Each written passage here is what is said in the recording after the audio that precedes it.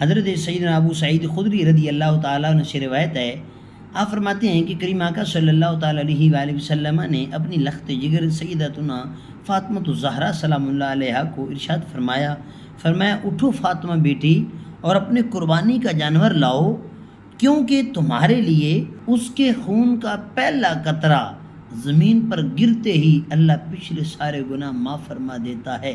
قربان جاؤں سیدتنا فاطمہ الزہرا سلام اللہ علیہا پر۔